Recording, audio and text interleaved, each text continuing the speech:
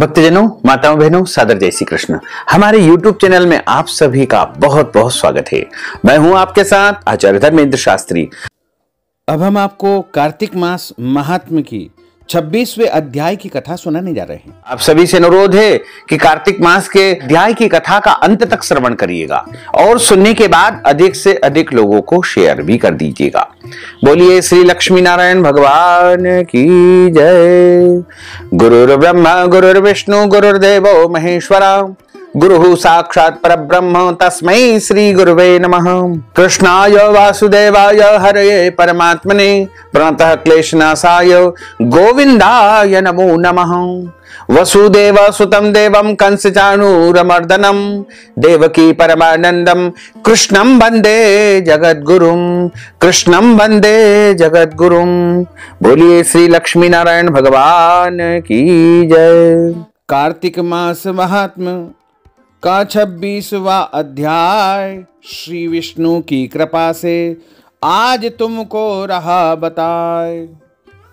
नारद जी बोले, इस प्रकार भगवान विष्णु के पार्षदों के वचन सुन करके धर्मदत्त ने कहा कि प्रायः सभी मनुष्य भक्तों का कष्ट दूर करने वाले श्री विष्णु की यज्ञ, दान, व्रत, तीर्थ सेवन तथा तपस्याओं के द्वारा विधि पूर्वक आराधना करते हैं। उन समस्त साधकों में कौन सा ऐसा साधन है जो भगवान विष्णु की प्रसन्नता को बढ़ाने वाला तथा उनके सामीप्य की प्राप्ति कराने वाला है। दोनों पार्षदों को अपने पूर्व जन्म की कथा कहने लगे। हे द्विश्रेष्ठ, आपका प्रश्न बड़ा श्रेष्ठ है। आज हम आपको भगवान विष्णु की शीघ्र प्रसन्न करने वाला उपाय बताते हैं। हम इतिहास सहित प्राचीन वृत्तांत सुनाते हैं, सावधानी पूर्वक सुनो। हे ब्राह्मण, पहले कांचीपुरी में चोल नामक एक चक्रवर्ती राजा हो गए।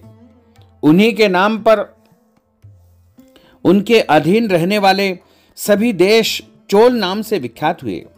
राजा चोल जब इस भूमंडल का शासन करते थे, उस समय उनके राज्य में कोई भी मनुष्य दरिद्र, दुखी, पाप में मन लगाने वाला अथवा रोगी नहीं था।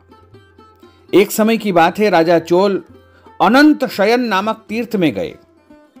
वहां जगदीश्वर भगवान श्री हरि विष्णु ने योग निद्रा का आश्रय लेकर के शयन किया था। वहां भगवान विष्णु के दिव्य विग्रह की राजा ने विधि पूर्वक पूजा की।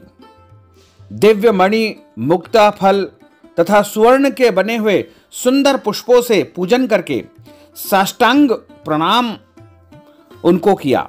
प्रणाम कर ज्यों ही बैठे, उसी समय उनकी दृष्टि भगवान के पास आते हुए एक ब्राह्मण पर पड़ी जो उन्हीं की कांची नगरी के निवासी थे। उनका नाम विष्णुदास था। उन्होंने भगवान की पूजा के लिए अपने हाथ में तुलसी दल और जल ले रखा था। निकट आने पर उन ब्राह्मण ने श्री विष्णु सूक्त का पाठ करते हुए देवाधिदेव भगवान को स्नान कराया और तुलसी की मंजरी तथा पत्तों से उनकी विधिवत पूजा की। राजा चोल ने जो पहले रत्नों से भगवान की पूजा की थी, वह सब तुलसी की पूजा से ढक गई। यह देख करके राजा कुपित होकर बोले, विष्णुदास, मैंने मणियों तथा स्वर्ण से भगवान की जो पूजा की थी वह कितनी शोभा पा रही थी। तुमने तुलसी दल चढ़ा करके उसे ढाक दिया है। बताओ तुमने ऐसा क्यों किया हो? मुझे ऐसा जान पड़ता है कि तुम दरिद्र और गंवार हो, भगवान विष्णु की भक्ति को बिल्कुल नहीं जानते हो। राजा की यह बात सुनकर के द्विज श्रेष्ठ विष्णुदास ने कहा कि राजन, आपको भक्ति का कुछ भी पता नहीं है। केवल राज लक्ष्मी के कारण आप घमंड कर रहे हैं। बताइए तो, आज से पहले आपने कितने वैष्णव व्रतों का पालन किया है? तब राजाओं में श्रेष्ठ चोल ने हंसते हुए कहा कि तुम तो दरिद्र और निर्धन हो। तुम्हारी भगवान विष्णु में भक्ति ही कितनी है। तुमने भगवान विष्णु को संतुष्ट करने वाला कोई भी यज्ञ और दान आदि नहीं किया है और न ही पहले कोई देव मंदिर बनवाया है। इतने पर भी तुम्हें इतनी भक्ति का इतना गर्व है। अच्छा, तो ये सभी ब्राह्मण मेरी बात सुन ले। भगवान विष्णु के दर्शन पहले मैं करता हूं या यह ब्राह्मण करता है?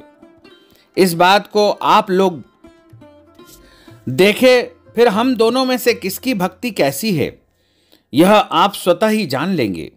ऐसा कहकर राजा अपने राजभवन को चले गए। उन्होंने महर्षि मुद्गल को आचार्य बना करके वैष्णव यज्ञ आरंभ किया। उधर सदैव भगवान विष्णु को प्रसन्न करने वाले शास्त्रोक्त नियमों में तत्पर विष्णुदास भी व्रत का पालन करते हुए वहीं भगवान विष्णु के मंदिर में टिक गए। उन्होंने माघ और कार्तिक के उत्तम व्रत का अनुष्ठान, तुलसी वन की रक्षा, एकाक्षरी को द्वादशाक्षर मंत्र का जाप, नृत्य गीत आदि मंगलमय आयोजनों के साथ प्रतिदिन षोडशोपचार से भगवान विष्णु जी की पूजा आदि नियमों का आचरण किया। वे प्रतिदिन चलते फिरते, सोते समय हर समय भगवान विष्णु का स्मरण किया करते थे। उनकी दृष्टि सर्वत्र सम हो गई। वे सब प्राणियों के भीतर एकमात्र भगवान विष्णु को ही देखते थे। इस प्रकार राजा चोल और विष्णुदास दोनों ही भगवान लक्ष्मीपति की आराधना में संलग्न थे। दोनों ही अपने अपने व्रत में स्थित रहते थे। दोनों की ही संपूर्ण इंद्रिया तथा समस्त कर्म भगवान विष्णु को समर्पित हो चुके थे। इस अवस्था में उन दोनों ने दीर्घ काल का समय व्यतीत किया।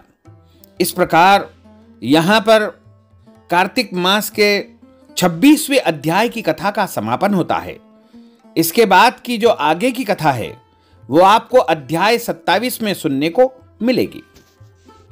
बोलिए लक्ष्मी नारायण भगवान की जय।